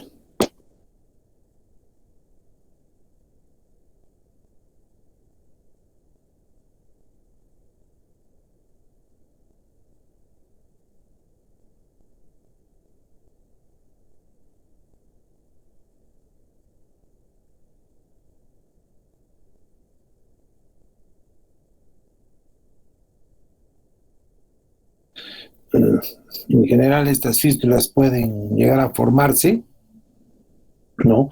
Entre cualquier segmento del intestino, en la pelvis, ¿no? Hacia la vejiga, ¿no? Puede ser el colon, el ileum, o el sigmoide, o el recto, ¿no? En la etiología, la causa más común de una fístula enterovesical es la enfermedad diverticular del colon. Casi el 50 o el 70% de las fístulas enterovesicales son producidas por enfermedad diverticular, ¿no? Acuérdense, los divertículos, o sea, se inflaman, se taponan, se adhieren a la vejiga y de ahí por vecindad y tejido inflamatorio llegan a perforar y meterse en la vejiga, ¿no? Otras causas comunes son el cáncer de colon, la enfermedad inflamatoria intestinal tipo Crohn, la radioterapia y algún traumatismo, ¿no? Que pueda haber condicionado que tanto se lesione la vejiga como el intestino y estos se reparen juntos generando un trayecto fistuloso, ¿no? La presentación clínica, en general, algo que llama la atención es la presencia de múltiples infecciones urinarias a repetición, ¿no? Y muchas veces hay fecaluria, ¿no? O sea, orinan y hay olor a heces, o es coliforme el olor de la orina y hay bastante detrito celular, ¿no? Y uno, si observa o hace un examen microscópico, se va a dar cuenta que es caca, ¿no? En la orina. Y algo que siempre acompaña es la neumaturia, ¿no? Al ser el tubo gastrointestinal rico en contenido hidroaéreo, entonces ese aire va a pasar a la vía urinaria, a la vejiga, básicamente, y el paciente va a orinar aire, ¿no? Y si hay infección, algo que es común cuando hay infección e inflamación es la hematuria, ¿no? No necesariamente una gran hematuria, pero sí el paciente va a tener episodios así intermitentes de orinar sangre, ¿no? Tipo carne lavada, ¿no? A veces uno que otro coágulo, pero lo característico es la presencia de aire, ¿no? En la vía urinaria. Al haber tanta infección y al haber una comunicación de una zona altamente estéril, como es la vía urinaria con el colon, que es altamente contaminante, entonces muchos pacientes pueden, ¿cómo se llama?, debutar o presentar un cuadro séptico de inicio, ¿no? Los síntomas gastrointestinales por lo general son muy raros, ¿no? O sea, el hecho que entre orina estéril, entre comillas, al tubo gastrointestinal no le va a hacer absolutamente nada, ¿no? El problema es al revés, ¿no? Este síndrome de Gouverneur es un dolor suprapúbico acompañado de frecuencia urinaria alta, disuria y tenesmo, ¿no? Es un sello distintivo de las fístulas enterovesicales, ¿no? Pero a esto, si no le aumentas neumaturia, puedes pensar que es una infección urinaria, ¿no? Un dolor suprapúbico, que orines a cada rato, que tengas disuria, que estés con tenesmo. Tú puedes pensar que es una infección, ¿no? Pero es un sello distintivo acompañado siempre de neumaturia o fecaluria. La evaluación. La prueba del carbón es muy útil. Acuérdense, el carbón se puede masticar, incluso ahora vienen pastas dentales con carbón, ¿no? Te cepillas, se ponen negros los dientes, te sigues cepillando y una vez que desaparece el carbón del dentrífico, de la pasta dental, entonces te das cuenta que te has limpiado adecuadamente, ¿no? Entonces la administración oral de carbón activado puede confirmar el diagnóstico de la fístula enterovesical, ¿no? Entonces masticas, ingieres carbón y vas a ver que tu orina se va a poner negra, ¿no? Eso es porque está habiendo comunicación del tracto gastrointestinal con la vejiga, ¿no? En general, 6 o 8 horas después de la ingestión, ¿no? Se puede ver estas manchas de carbón en la orina. La cistoscopía es ideal, es un método rápido, práctico, económico, funcional, invasivo, sí, pero poco o nada doloroso. Se hace siempre bajo régimen ambulatorio y siempre se hace con anestesia local, ¿no? En el 80 a 100% de los casos van a encontrar ampollas, edema, eritema o exudación de material fecaloideo, ¿no? En el sitio de la fístula. Generalmente las fístulas colónicas ocurren en el lado izquierdo y en el domo de la vejiga, o sea, en la cúpula, en el techo, ¿no? Mientras que las fístulas del intestino delgado se producen en la cúpula y en el lado derecho de la vejiga, ¿no? La biopsia de la fístula está indicada en los casos en los que se sospecha malignidad, ¿no? Si hay antecedente de cáncer de colon o cáncer de vejiga o de destaque, tienes que biopsiar tu fístula, ¿no? Pero si hay certeza de enfermedad diverticular, que es la causa más común, entonces no necesariamente, ¿no? La colonoscopía con un enema varitado o un enema de vario, aunque menos común que enfermedad diverticular, la malignidad intestinal primaria puede ser excluida como una causa de fístula, ¿no? Ya tratando de ver la etiología, ¿no?, de la fístula. Tomografía, resonancia magnética, bueno, la presencia de aire en la vejiga, en ausencia de antecedentes, nos va a llamar la atención, ¿no? Y en general se puede llegar a ver el trayecto fistuloso, ¿no? Y sobre todo si usamos contraste varitado o vario y contraste endovenoso, vamos a tener un mejoramiento tremendo de las diferentes densidades de los tejidos, entonces podemos llegar a ubicar, ¿no? Y además de una reconstrucción tridimensional de la vía urinaria, podemos ubicar con certeza mejor la fístula, ¿no? Ahora, la cistoscopía, el cateterismo vesical es muy sugestivo en una fístula enterovesical, ¿no? Tendrías que mandarte una buena broma de esas, ¿no? Perforar del urétero, perforar la vejiga y de paso perforar ¿cómo se llama? El intestino para generar un trayecto fistuloso de ese tipo, ¿no? Ahora, la triada de hallazgos en la tomografía sospechosos de fístula colovesical es si encuentras una pared vesical gruesa, ¿no? A una asa con un engrosamiento también del colon o de la asa afectada, ¿no? La presencia de aire en la vejiga, ¿no? En ausencia de manipulación, o sea, que no hayamos hecho una endoscopía, que no hayamos puesto una sonda, o sea, nada que implique que hayamos involuntariamente introducido aire en la vejiga, ¿no? Y si a eso, esos engrosamientos de la pared y al aire en la vejiga vemos que hay múltiples divertículos, entonces casi cantado el diagnóstico que es una fístula enterovesical de origen diverticular, ¿no? La cistoretrografía miccional puede mostrar, ¿no?, la conexión de la fístula, ¿no? En algunos casos, sin embargo, la fístula puede actuar como una válvula de aleta, ¿no? O una válvula check, o una válvula unidireccional, ¿no? Y no se verá que el contraste ingrese al intestino, porque cuando inyectas o llenas la vejiga, se tapa la fístula, ¿no? En el lado inverso sí es más fácil, ¿no?, que la presión del colon haga que entre hacia la vejiga. El diagnóstico diferencial, bueno, se puede observar aire en la vejiga como consecuencia de una infección del tracto urinario con bacterias formadoras de gases, son las pielonefritis santulogranulomatosas o enfisematosas, que son bastante raras y son bastante graves, ¿no?, con una mortalidad bastante alta, típico de pacientes obesos, diabéticos no controlados, inmunodeficiencia o desnutrición, ¿no? Y en general pacientes consumidos, ¿no? Entonces ellos sí se puede encontrar algo de enfisema, ¿no?, en el riñón o en la vejiga, entonces te puede hacer confundir con una fístula, ¿no? Ahora, los desechos en la vejiga también pueden ser resultado de un cuerpo extraño, un cálculo o una fístula rectouretral, ¿no? Pero es un poco difícil comerse una fístula enterovesical, dadas las características no solamente clínicas, sino las características, ¿no?, con el órgano con el que se comunican anormalmente, ¿no? El reposo intestinal con una nutrición parenteral total, NTP, pueden permitir el cierre espontáneo de algunas fístulas enterovesicales, ¿no? Entonces eso implica que el paciente deje de comer, se hospitalice en una unidad de cuidados intermedios o en el piso donde se puedan manejar bombas de infusión y darle una nutrición parenteral total, ¿no? O sea, no solamente proteínas, lípidos, carbohidratos, vitaminas, minerales, un correcto balance hidroelectrolítico, ¿no? Entonces, si eso funciona, puede en gran medida cerrar la fístula, ¿no?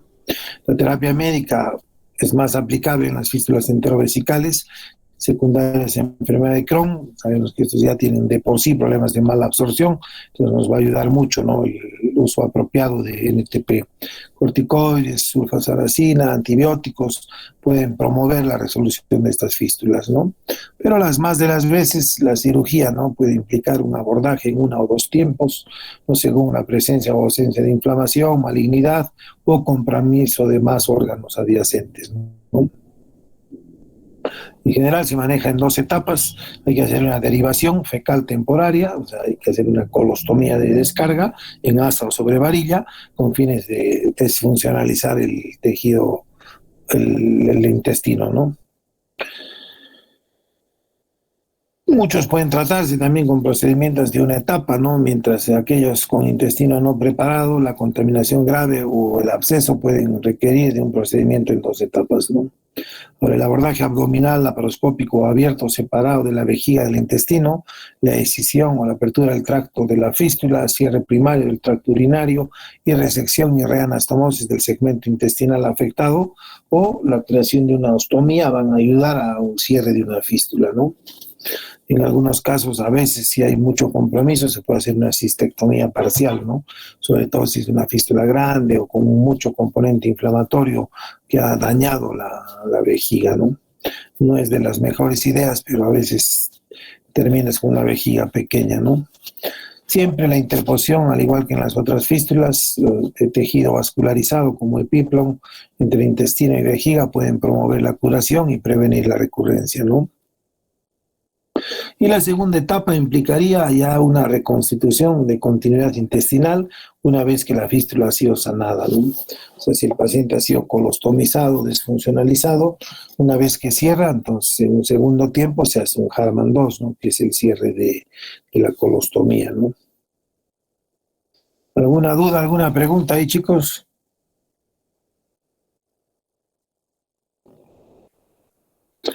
Estas fístulas rectouretrales son unas fístulas en particular de un tratamiento complejo, difícil, dada las características anatómicas de la uretra y el recto, ¿no? Las fístulas rectouretrales ocurren después de generalmente prostatectomías radicales o radioterapia de asa externo por malignidad pélvica, braquiterapia o crioterapia, ¿no? Braquiterapia es la implantación de semillas radiactivas dentro de la próstata en casos de cáncer localizado de próstata. Y crioterapia es una técnica que no se hace en Perú todavía, es de congelación del tumor, ¿no? A través de punciones ecodirigidas o un equipo de braqui, ¿no?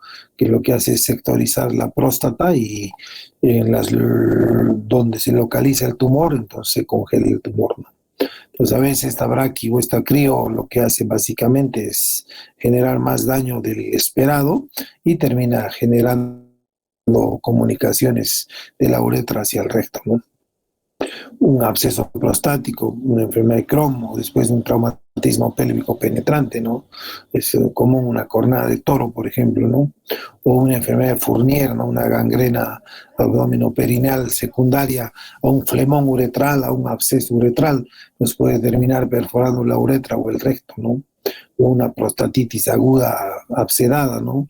Hay múltiples abscesos prostáticos que se abren hacia la uretra, ¿no? Pero de todos, durante la prostatectomía radical, que es una técnica quirúrgica que se utiliza para los estadios localizados y localmente avanzados del cáncer de próstata, o sea, puede haber una lesión en la pared rectal anterior, ¿no? Se va lesionando. Acuérdense, la cara posterior de la próstata está separada solamente del recto por una fascia, que es la fascia de Don-Villiers, que básicamente es una fascia virtual, ¿no? No es que se ve y se palpa. Entonces, al disecar la cara posterior de la próstata, o si quieren, al disecar la cara anterior del recto, para separar del ápice de la punta de la próstata del recto, entonces uno puede cortar con la tijera o con la disección y generar una comunicación, ¿no? De la uretra al recto. Entonces se pueden formar estas fístulas, ¿no?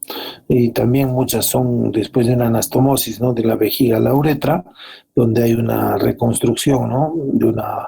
De una lesión de recto que pasó advertida y uno la reparó, pero después terminó comunicándose con la uretra, ¿no?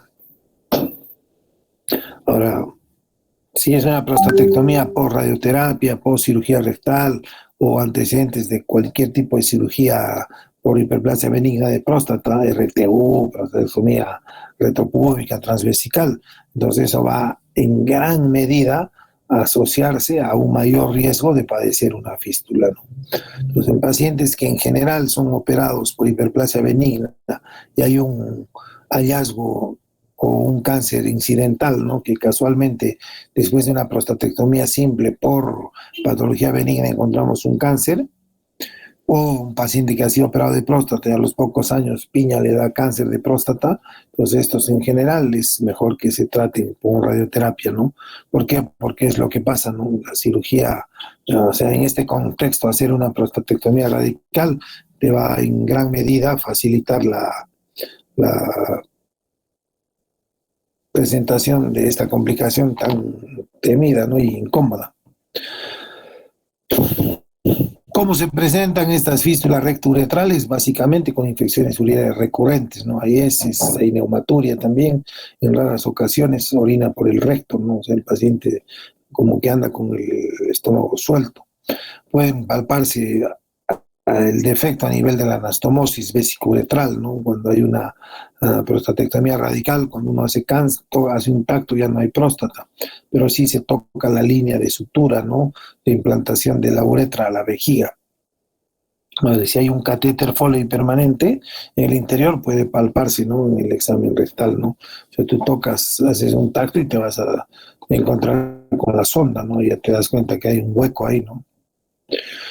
La evaluación, la cisturetrografía miccional va a mostrar una fístula entre el recto y la uretra. Se puede hacer una urografía intravenosa o una tomografía con contraste, que es el UroTEM. Acuérdense, el UroTEM es una tomografía helicoidal multicorte del riñón. Y si existe la preocupación de una lesión uretral, o sea, la idea es hacer cortes bajos pélvicos, que lo que van a hacer básicamente es demostrar el contraste que ha sido excretado por los riñones, ha pasado por los uréteres, ha llegado a la vejiga y ahí, una vez pasado el mecanismo esfinteriano, entonces va a haber la pérdida de orina, ¿no? La tomografía de resonancia se pueden utilizar para evaluar colecciones inflamatorias u otras masas pélvicas, ¿no? Cuando hay sospecha de malignidad o cáncer. Acá, en cuanto a la terapia, hay muchos enfoques diferentes y complejos para abarcar o tratar este problema, ¿no? Sin embargo, a menudo, a pesar de la reparación exitosa de las fístulas y las reconstrucciones del tracto gastrointestinal y urinario, el paciente puede tener problemas graves, a veces de incontinencia urinaria o fecal en el posoperatorio, ¿no? Entonces, debe siempre aconsejar a estos pacientes la posibilidad de intentar la reparación, ¿no? Entonces, es mejor entrar a reparar en forma temprana a estar pensando que pueda cerrar, ¿no? Ahora, se han recomendado tanto las reparaciones en 2 etapas como en una etapa, ¿no? Aunque la mayoría están de acuerdo que la desviación fecal siempre debe realizarse como medida inicial, ¿no? Eso es cierto, si la fístula es del recto, la colostomía es de necesidad, ¿no? O sea, no puedes no desfuncionalizar el recto y tratar de hacer una reparación de recto y de uretra en un medio tan contaminado como el recto, ¿no? Las reparaciones en 2 etapas, o sea, lo que hacen es eso y después en un segundo tiempo, una vez reparada la fístula, recién cerrar la colostomía, ¿no? Pues, ¿qué se hace? Colostomía y drenaje con catéter uretral. Un intento de desviación fecal y drenaje uretral es una opción razonable en la mayoría de los pacientes, especialmente si se reconoce en forma temprana, ¿no?, la aparición de esta fístula. Con una desviación fecal prolongada, la fístula puede cerrarse sobre el catéter uretral, ¿no? Si esto ocurre, te cercioras con una cisturetrografía miccional, llenas la vejiga de contraste, le pides que orine al paciente y vas a verificar que no hay fuga, ¿no? Entonces recién ahí hay que proceder a cerrar o a recanalizar el intestino, ¿no?, el colon. Ahora, las colostomías seguidas de un abordaje combinado abdominal y o perineal, aquí hay que separar el recto de la uretra y en ambos casos hay que cerrarlos, ¿no? Cada órgano por separado, entre las capas es siempre importante, ya hemos dicho varias veces, trata de buscar algún tejido vascularizado que sirva de esponja, ¿no? Y que aleje la superposición de suturas. Ahora, la colostomía seguida de un abordaje transrectacular, que es el de George Mason, o abordaje transesfinteriano, es una cirugía que se hace en una posición en particular, ¿no?, de navaja sevillana, ¿no? Al paciente se le abre, pero desde el ano hasta la profundidad del recto, ¿no? Se lo abre en 2 prácticamente. Ahí hay que cortar esfínteres, todo, ¿no? Y después hay que reparar los esfínteres, ¿no? Entonces, sí, te permite llegar a la zona de la fístula, tanto de la uretra como del colon, cerrar bien, poner colgajos y siempre seguido o precedido de colostomía, ¿no?, desfuncionalizando el órgano.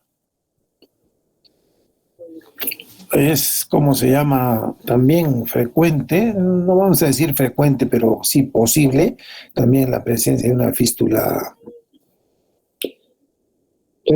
recto uretral en prostatectomías simples, ¿no? O sea, uno inadvertidamente cuando saque el adenoma puede romper la cápsula prostática y el rato de suturar o de liberar puede romper el recto, ¿no? Entonces, termina tu prostatectomía sin aparentes incidentes y después vienen los signos y síntomas tan característicos de una fístula entero uretral o entero vesical, ¿no? Estas son otras, las famosas fístulas urovasculares. Con mayor frecuencia se producen entre el uréter y los vasos sanguíneos circundantes, ¿no? Los que están a vecindad, básicamente los vasos ilíacos, ¿no? Acuérdense, el entrecruzamiento de los vasos ilíacos y el uréter es la parte media del uréter o el uréter medio, ¿no? Estos generalmente cuando hay comunicación con un vaso van a tener unas hematurias intensas, ¿no? En el contexto de si tienen un stent permanente, ¿no? En un paciente que ha sido irradiado o con antecedentes de cirugía vascular, se debe alertar al médico, ¿no? Sobre una posible fístula, ¿no? Ahora, si el paciente se encuentra desangrado, ¿no? O sea, choqueado por la hematuria franca que presenta, o sea, ahí la indicación es cirugía inmediata, ¿no? Una laparotomía exploratoria. Hay que buscar, ¿no? El lugar de donde se está comunicando la fístula, ¿no? Estos pacientes ayuda mucho, ¿no? Una angioresonancia, un angiotem o una angiografía, ¿no? Si ya sabes o tienes una sospecha de una fístula urovascular, ¿no? En algunos casos la cirugía puede evitarse con el uso de técnicas de radiología intervencionista, ¿no? Las famosas embolizaciones. Obviamente dependiendo del vaso comprometido, ¿no? Te vas a andar a embolizar la arteria ilíaca, no lo vas a dejar sin pierna, sin miembro inferior al paciente. Pero dependiendo, ¿no? Del vaso comprometido, entonces puedes hacer embolizaciones selectivas o supraselectivas, ¿no? Eso generalmente, no generalmente, siempre lo hacen los radiólogos intervencionistas, ¿no? O los hemodinamistas, ¿no? Y las fístulas vesicouterinas, ¿no? Estas fístulas son raras, ocurren con mayor frecuencia después de una cesárea de segmento bajo, pueden presentarse con síndrome de Joseph, menuria, amenorrea, aparente cervix permeable e incontinencia urinaria, ¿no? El tratamiento suele ser quirúrgico, incluye la histerectomía y el cierre de la vejiga, ¿no? Si la paciente ha completado obviamente su maternidad o ya pasó su edad fértil, ¿no? O si ya tiene hijos, ¿no? Nadie va a plantear una, ¿cómo se llama? Nadie va a plantear una histerectomía en una paciente que no tiene hijos, ¿no? Salvo que sea de extrema necesidad, ¿no? Entonces eso siempre se toma en cuenta, siempre, siempre. Ahora, si no se llega a sacar el útero, se hace un cierre de la vejiga, entonces sí, el tema uterino también se puede tratar algo similar y siempre interponiendo epiplón, ¿no? Ahí siempre hay, ¿cómo se llama? El epiplón está muy cerca siempre, entonces es fácil, ¿no? ¿Alguna pregunta? Este síndrome de Joseph, ¿no? Y las fístulas vesicouterinas es todo un capítulo en general, ¿no? Ahí hay que ver si es que hay o no algún otro problema de malignidad asociado que te pueda en alguna medida complicar, ¿no?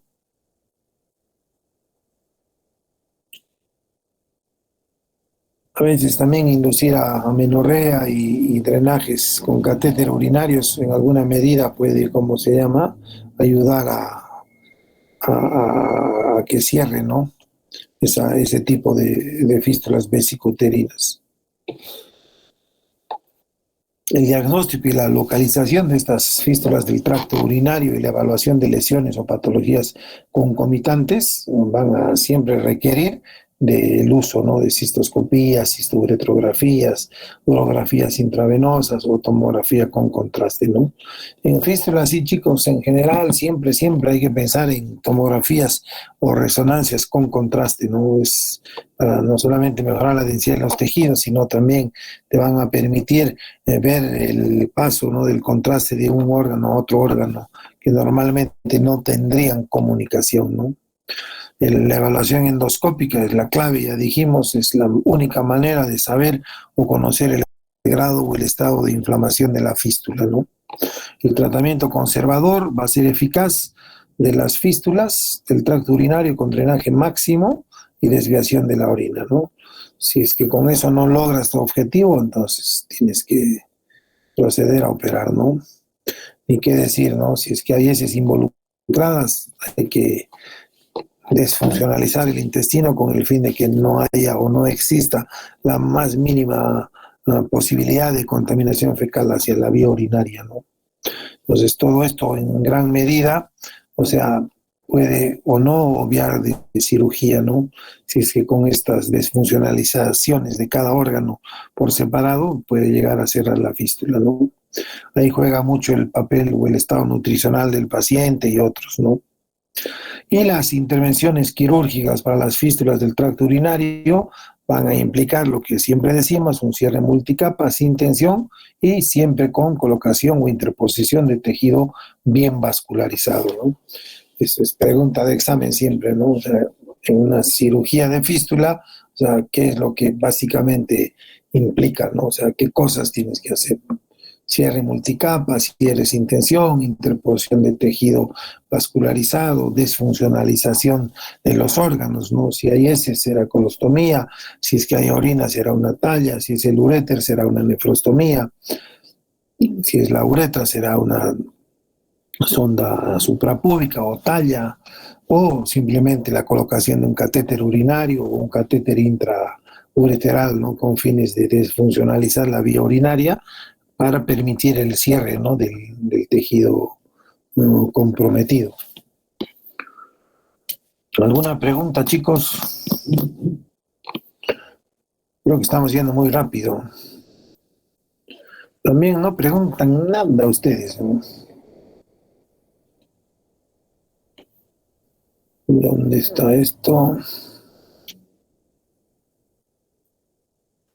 Estos puntos son claves, chicos. O sea, en cualquier fístula en general, ¿no? Más en las fístulas urinarias, ¿no?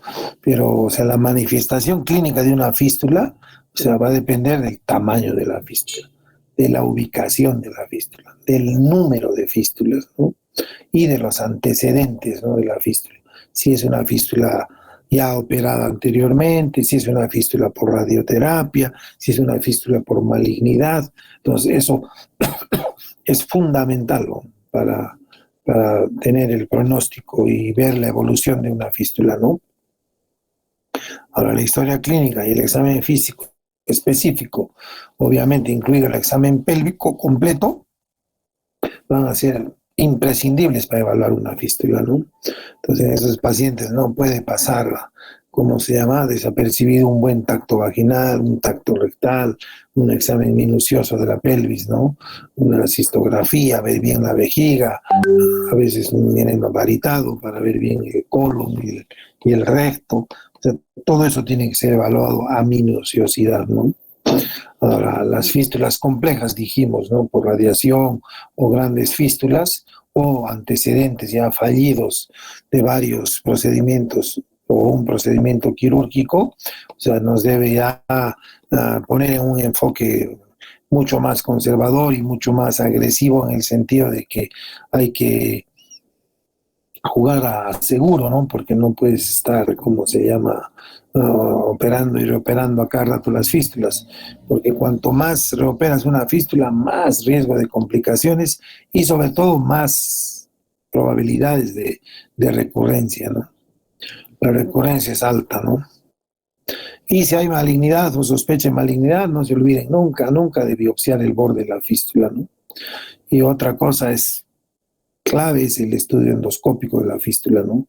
La única manera de saber a ciencia cierta cuán inflamado está o no un tejido perifistular es con una endoscopía, ¿no? Entonces, si la paciente se va a operar en forma temprana o diferida, entonces, si es temprana, mínimo tiene que tener una endoscopía, ¿no? Y si es diferida al tercer o sexto mes, bueno, hazle unas 3, 4, 5 cistoscopías antes de operarse, ¿no? Estate seguro que la fístula esté bien delimitada, que los bordes sean netos, que no haya, como se llama, tejido inflamatorio circundante, ausencia de infección. O sea, todo eso te va a servir en gran medida para poder contrarrestar una fístula, ¿no? ¿Alguna pregunta, chicos?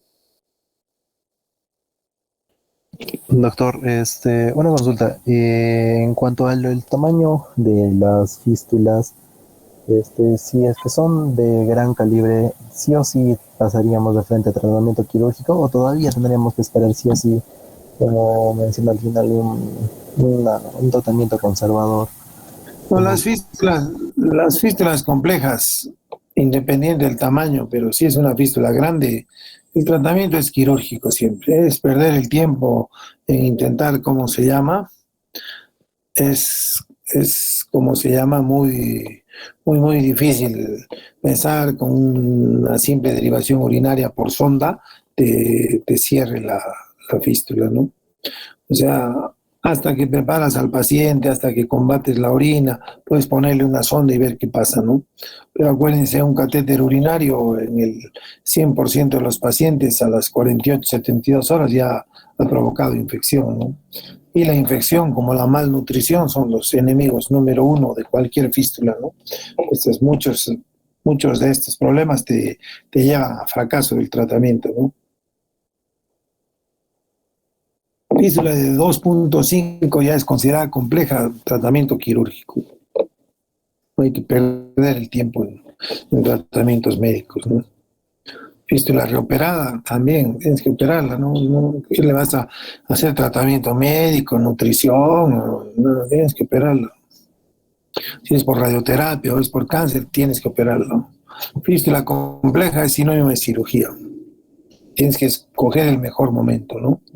Y acuérdense, si es una fístula pequeña, compleja, ahí hay que tener más cuidado también en no reavivar los bordes, ¿no? Que hay mucha tendencia a eso, ¿no? Sacar la mayor cantidad de tejido necrótico posible o tejido fibroso o inflamatorio para cerrar tejidos sanos, ¿no? Al final, una pequeña fístula la estás volviendo una gran fístula, ¿no? Y si te falla de lo que tenías una pequeña fístula compleja, ahora tienes una fístula compleja, pero una fístula gigante, ¿no? Y estás en más problemas de los que estabas, ¿no? Doctor, una ¿Alguna consulta. otra pregunta? En cuanto a la antibioterapia, ¿hay algún esquema empírico que se deba seguir en especial para las fístulas? O... No, en general, o sea, tienes que ver, ¿no? O sea, acuérdense, en un inicio dijimos algo que no puede faltar en una evaluación de la fístula es un urocultivo, ¿no? Entonces tú tienes que tener perfectamente tipificado el germen predominante de la infección y si tienes el germen identificado, entonces tú sabes ¿cómo se llama? Sabes tu antibiótico a usar, ¿no? En general siempre se utilizan cefalosporinas de tercera generación asociadas a un aminoglucósido, ¿no? Sabemos que es la mezcla más tóxica o nefrotóxica que hay, ¿no? El uso de de un aminoglucósido con una cefalosporina, ¿no?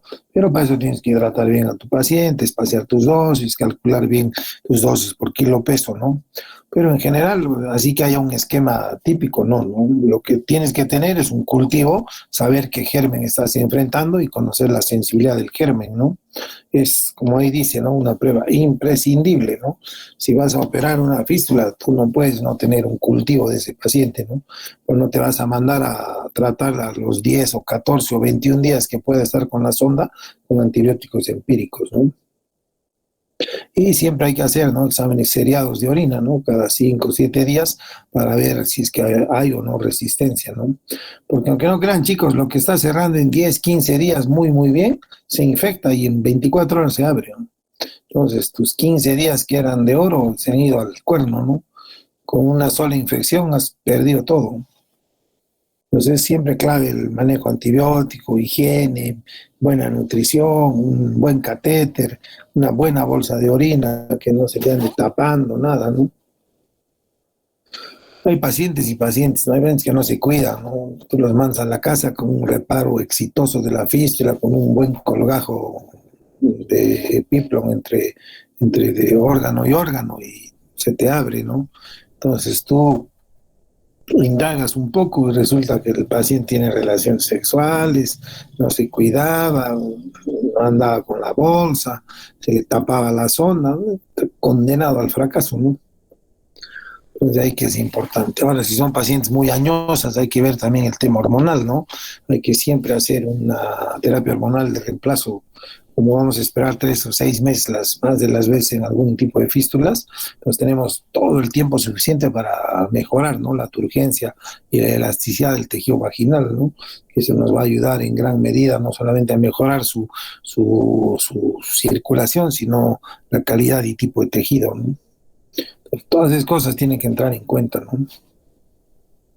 Las fístulas pueden llegar a ser un verdadero dolor de cabeza, ¿no? Y también son altamente gratificantes, ¿no? Una paciente con fístula es una paciente que sufre horrores, ¿no? ¿Alguna otra pregunta, chicos?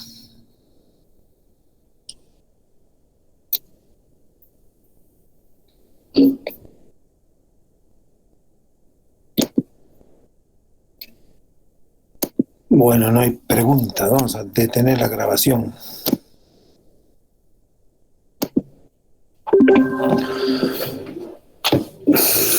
Quería hacerles una consulta. El próximo lunes, el lunes 21, no voy a estar yo en Cusco. ¿Hay chance de hacer este jueves esta clase para no atrasarnos? Porque ya es la 7ª clase, en la clase 10 vamos a dar el primer examen parcial, ¿no? Entonces, la idea es dar en abril el examen. Para eso no tenemos que atrasarnos.